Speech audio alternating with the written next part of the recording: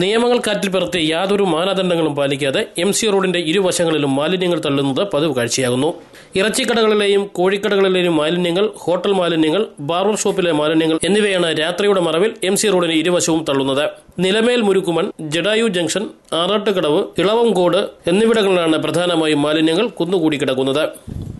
മാംസാവശിഷ്ടങ്ങൾ തിന്നുന്നതിനായി തെരുവുനായ്ക്കൾ കടിപിടി കൂടുന്നത് മൂലം ഇതുവഴിയുള്ള കാൽനട യാത്രക്കാർ ഏറെ ബുദ്ധിമുട്ടാണ് അനുഭവിക്കുന്നത്. എന്നാൽ മാലിന്യങ്ങൾ റോഡരികിൽ തള്ളുന്നവർക്കെതിരെ ശക്തമായ നടപടികൾ സ്വീകരിക്കാൻ പ്രാദേശിക ഭരണകൂടങ്ങളും ഉദ്യോഗസ്ഥരും തയ്യാറാകാത്തതിൽ പ്രതിഷേധവും ശക്തമാകുന്നുണ്ട്. ചടയമംഗലം മാർക്കറ്റിലെ മാലിന്യ സംസ്കരണ പ്ലാന്റിൽ മാലിന്യങ്ങൾ നിക്ഷേപിക്കാൻ അധികൃതർ നിർദ്ദേശം നൽകിയിരുന്നെങ്കിലും ഇതും പാലിക്കപ്പെടുന്നില്ല.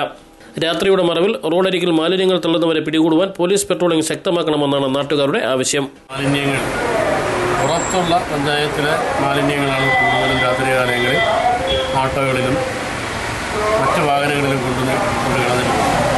ഇതിനെതിരെ പഞ്ചായത്ത് വളരെ ശക്തമായ നടപടിയെടുക്കുകയും ചില ഓട്ടോക്കാർക്കെതിരെ കേസെടുക്കുകയും ചെയ്തു.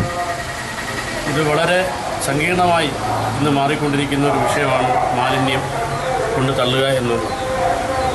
ഇതിനെതിരെ ശക്തമായ ഗവൺമെൻറ് തലത്തിൽ അതോടൊപ്പം തന്നെ പഞ്ചായത്ത് പോലീസ് ഡിപ്പാർട്ട്മെൻറ്റുകളിലും ശക്തമായ നടപടികൾ സ്വീകരിക്കുന്നുവെങ്കിലും ഇപ്പോഴും രാത്രികാലങ്ങളിൽ ഈ കോഴിയുടെ വേസ്റ്റായാലും കാളയുടെ വേസ്റ്റായാലും മറ്റ് മാലിന്യങ്ങൾ നമ്മുടെ ഈ MC റോഡിൻ്റെയും അതോടൊപ്പം തന്നെ മെയിൻ റോഡുകളുടെ അറ്റത്താണ് ഇത് കൊണ്ട് തള്ളിയിരിക്കുന്നത്.